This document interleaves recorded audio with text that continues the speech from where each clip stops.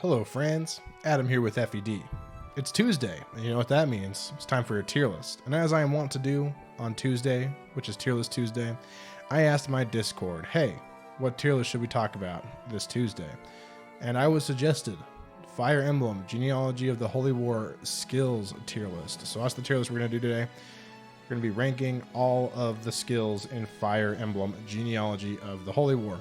Now, this isn't going to be like a character review of any kind. I'm going to try and not talk about characters as much as possible. I want this to be solely about the skills. We're going to try and look at each one in a vacuum and how useful they really are. Now, I know that's maybe not the most practical way to look at skills, but it's what we're going to do today. I thought it'd be a fun thought experiment. So let us begin. So I'm going to try and give you an example of like every tier, right? Let's do that really quick. So SS tier, I think it's pretty obvious. Pursuit is the best and most important skill in the game. For those of you who don't know, in FE4, to be able to double attack, you need this skill. The skill called Pursuit. Without it, you literally cannot attack more than once in combat without other skills. So Pursuit is really important. It's really good. It is literally the defining trait of pretty much every unit who is actually good in Genealogy of the Holy War. There's only a few units that are like really good combat units that don't have this. Those being like Lex and like Lewin, right? Or maybe like Forseti Arthur or something like that, you know? Overall, Pursuit is incredibly good on everybody. There's not a single unit you wouldn't want to have Pursuit on. All right, S tier. S tier, I'm gonna put like Prayer, or this is Miracle in S tier. So essentially, at low HP, you get a bunch of extra avoid. There's like math that goes into it, and it's really easy to kind of rig to get it to where you'll have like you will be literally impossible to hit all through an enemy phase if you do the math and set it up correctly with Miracle. And it's really good for enemy phasing, but also it makes it getting through the arena pretty reliable. In FE4, you always can use the arena at any time during the map, but generally you just do it all at the beginning. And there are 7 rounds, and every character can go through those same 7 rounds, and they're like predetermined for every chapter, right? And that's how you get your gold, most of your gold, and that's how you get a lot of your experience. So Miracle is a great help in getting through the arena, and that alone would put it in S, but also has other utility as well. A tier skill. A tier skill, I'm gonna say we're gonna put Adept or Continue in A tier. I considered putting this in S tier, but I think it's a good example of an A tier skill, where its activation is pretty high and will allow you to double attack. It's the most reliable way to double attack without using Pursuit or a Brave weapon, right? So Adept is really good in that way. It's an attack speed plus 20 as a percentage chance to attack twice in the same round of combat. So it's just honestly more attacks is good, and it has a pretty good activation rate, right? Especially if you have it on someone with like a sword, which are really light, your attack speed is gonna be pretty high, or other units with high speed, right? There's actually, I'm pretty sure there's a funny glitch that can happen. I don't know if it crashes the game or what, but if you get like, I know it can happen like Quan, who has Adept. If for whatever reason you get the chance of Adept happening to like a negative number, it can really mess with your game or something. So that's kind of funny, but overall it's an incredibly good skill. Really good. A tier is still very, very good. B tier. Now this is where this is a tier that I think I'm going to make some people mad with my placings, so I'll save those for later. For now, we're just going to put Ambush here, or Vantage as we know it as now. Low HP, you attack first in combat. That can be useful, especially on someone with like a Brave Axe. That would be really, really good. Again, I'm trying not to talk about unit specific things and characters that have this, because the characters that have Ambush, honestly, you know, they're not that good. But looking outside of that, just Ambush itself, I could see it being really useful for an enemy phase if you're able to kill enemies in 2 hits with something like a Brave Lance or a Brave Axe. But that doesn't do well for you if if you're being attacked like at range or something. I just think it's very situationally useful. I don't think it's bad, but it's definitely not as useful as, you know, your what we have above it at this point. C tier skill. I'm gonna put Renewal here. Renewal is a beginning of turn heal. It's basically goodie basket, except, you know, it works every time. I don't like Renewal for the simple fact that I want to be healing with my staff using people so that they can be getting tons of experience. Otherwise, it's like, okay, but again, it takes away from healing. And again, trying to look at it in a vacuum, because the units who have this in game are staff users generally, right? So it's Claude and then Claude's children. And on him, it's fine because he doesn't usually see combat or anything, so it's like whatever. But on other units, that'd be really annoying. I don't like Renewal a whole ton on units when I should just be healing them for experience on my staff users. And finally, D tier. We have Pavice, or Big Shield, or Great Shield, as we used to call it. This is a level percent chance. That's right. It uses your unit's level as a percent chance to negate damage. I put it in D tier mostly because it's basically enemy exclusive. There's only 2 units who can really get it, and it is it's very unreliable, but it feels like enemies get it to happen literally always. It's kind of like Miracle in 3 Houses, where when you have Miracle, it almost never works for you, right? Because if you need Miracle to work for you, something went wrong with your strategy. But Miracle is like really good for enemies in 3 Houses, right? Because you're always going to kill them, but you know, so they have tons of chances to proc it, essentially. Same goes for Big Shield, or Pavice in Genealogy of the Holy War. It's definitely an enemy skill. So I hate it. So D tier. All right, now we can just start going through the rest of these skills that I have down here. Nihil or Nihil. I'm not sure if it's Nihil or Nihil. I think I'm going to put that in B tier. Situationally useful. You know what? No, C tier. Again, super situationally useful. It negates critical hits, which is essentially negates effective damage as well, right? Which is useful if you get it on someone like FE. You know, FE really likes that to fight like bow users and stuff, I guess. But that's about it. That's like really your only really niche use that you're going to have for that. All right, critical. So not only can you not just naturally double attack in Genealogy of the Holy War, you also need a skill to crit. And that's that skill, that orange guy. I'm going to put that in A tier. Doubling your damage is obviously really good, right? To kill things. But it's a really low chance of happening. It's like a skill percent chance of happening. And I think I don't know. I just don't care for it all that much. Maybe that's just me. Like if I could, it's the kind of thing where it's this high. I would put it higher. I don't know. If I could have it on a unit, I'm going to. Of course, it's not like there's no negative to it. It's just a net gain in like every way possible, right? But I don't know. I feel like it never procs when you need it to, and it only happens when it doesn't matter. But that's just like anecdotal evidence, and it doesn't mean a whole lot. That's just my thoughts. All right, bargain. Bargain is SS tier. Money equals experience in Genealogy of the Holy War, because you use money to pass around weapons, but most importantly, the Paragon ring.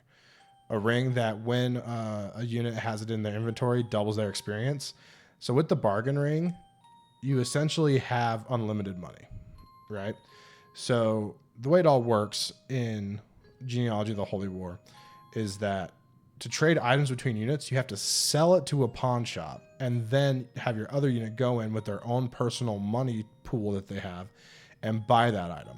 When you sell an item, you sell it for half the half of its value that they'll sell it back to you for, right? So sell it for half price, and then someone has to buy it at full price. With bargain, you buy things at half price. So you can sell and buy at half price, basically meaning you have an unlimited amount of money, essentially, right?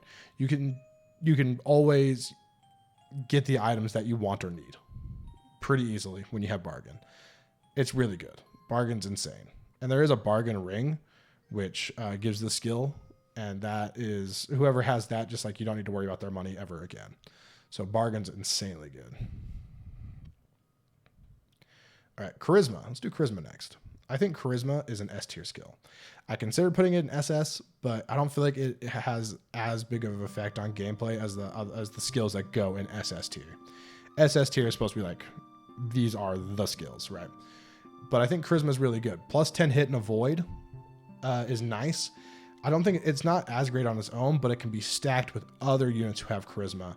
And that's when it gets really powerful, right? When you have 2 or 3 charisma users laying around, it can be pretty nasty. You know, you can basically make this like wall of units who are untouchable and will always hit. Really fun to do, really fun to use.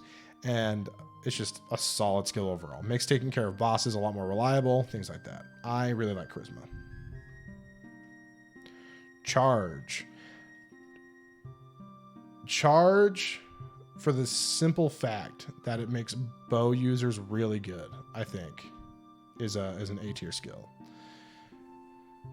On a non-bow user, it can be a detriment. It can make it so you take more damage than you would like, but the enemy quality is pretty low as far as like damage output in Genealogy, but their HP totals are really high, right? So charge activates another round of combat. And the chance is based on like your HP, the enemy's HP. It's a whole, and their speed, your speed. It's a whole thing. It's a whole lot of mess of calculations to activate more rounds of combat, right? When it happens, it's either like, yes, I'm going to kill this guy, or it's like, oh no, I might be in trouble. I think it's definitely worse in Thracia 776, but in Genealogy, it's actually it usually ends up just being extra attacks for you to kill things, especially with like bow users who get it, right? All right, Luna. Some people might dislike this ranking here. I don't think I could put Luna any higher than B. And it's because Luna doesn't work on anyone that isn't a foot-locked sword user. If it worked on other units, I'd be all for it, and it would make passing it to children a lot more fun. But there's only a few children you can pass it to and have it be useful, which is really sad because it's a fun skill. But it's not that good. I will say I think it's the best of the sword skills because it gives 100% hit regardless of your hit rate. You could have a 0 hit rate, but if Luna activates, it'll hit every single time. I think that's funny and honestly pretty useful for like arena grinding. So Luna's funny for that reason, and I think it's okay. I think it's probably the best of the sword skills. I could be convinced otherwise though. I guess while we're talking about that, I think Astra is just right below it.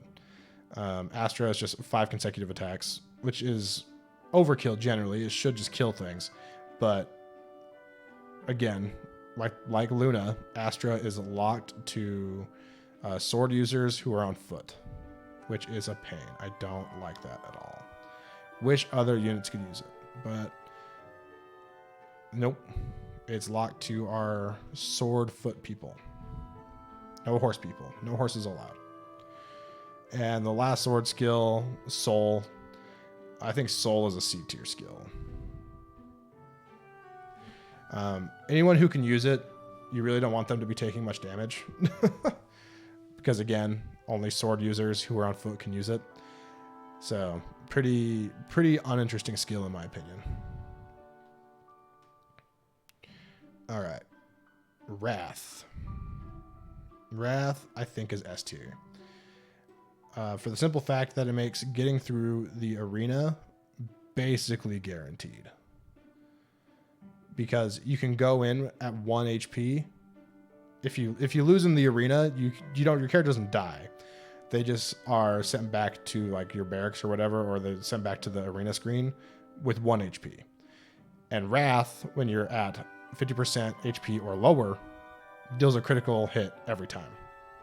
as long as you hit. It has to hit. So with Wrath, you can spam the arena and you'll win pretty much guaranteed, especially if you have like a big magic attacker that's using it or something. It's really good for that reason alone. But otherwise, again, you have some like out in the field stuff you could use it for as well. Wrath is a funny skill, and it's good.